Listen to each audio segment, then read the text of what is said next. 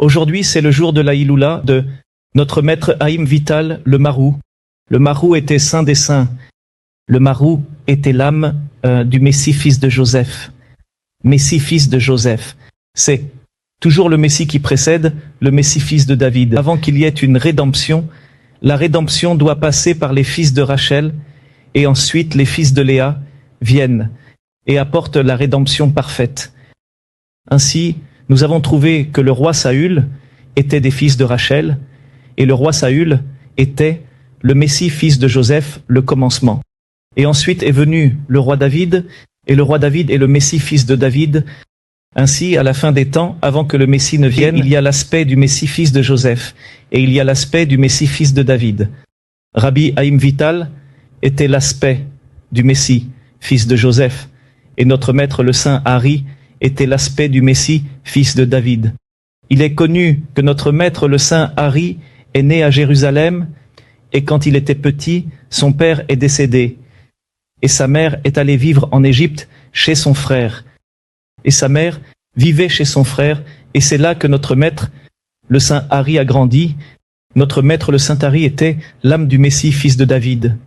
Et le Messie, fils de David, n'a pas la possibilité de vivre à Jérusalem. C'est quelque chose qu'il ne peut pas faire, car la rédemption n'est pas encore arrivée.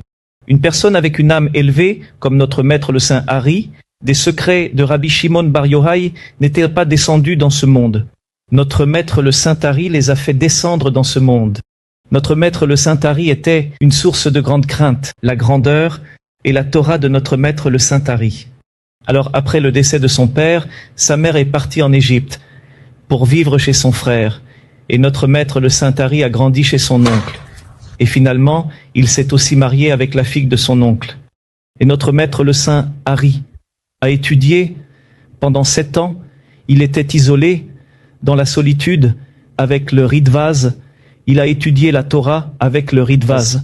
Alors notre maître le saint Hari a passé 7 ans, enfermé avec le Ridvaz dans une chambre, assis et étudiant la Torah.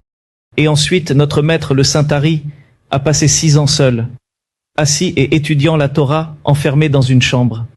Et après cela, il a pris une maison en face du Nil en Égypte, et il y est resté encore 2 ans, assis et étudiant la Torah, se sanctifiant.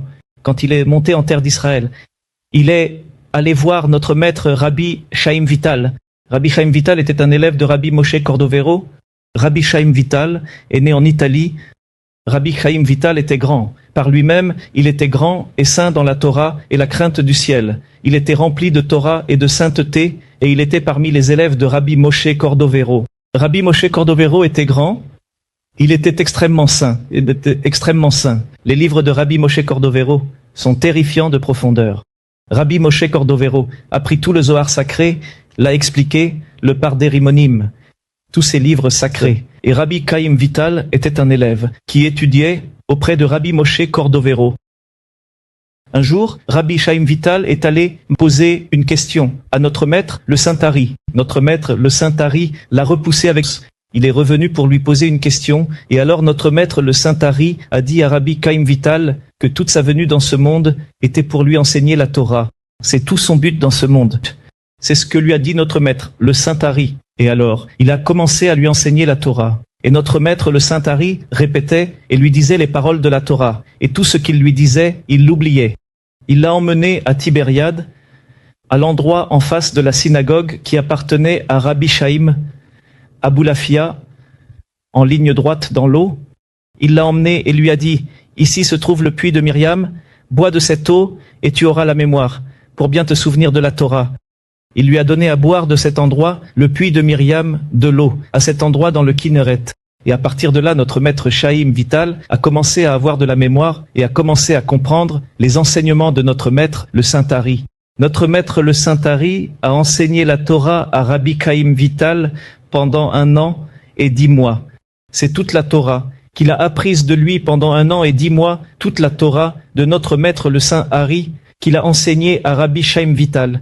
Tous les secrets de la Torah, tous les secrets de la Kabbale. Il est bien connu que lorsque notre maître le saint Hari est décédé, Rabbi Chaim Vital est allé voir tous les élèves de notre maître le saint Hari et leur a dit que tous les écrits du saint Hari devaient être restitués.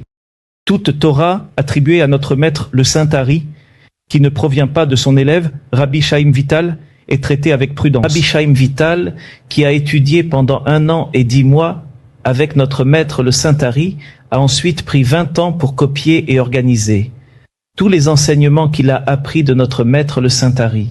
Cela lui a pris 20 ans pour les organiser. Il a étudié la Torah avec lui pendant 1 an et 10 mois. Et après cela, à partir de cette année et de ces 10 mois, il lui a fallu 20 ans pour écrire ce qu'il y avait dans la Torah de notre maître le Saint Ari. Il était toujours l'un des principaux qui a étudié la Torah avec notre maître le Saint Ari.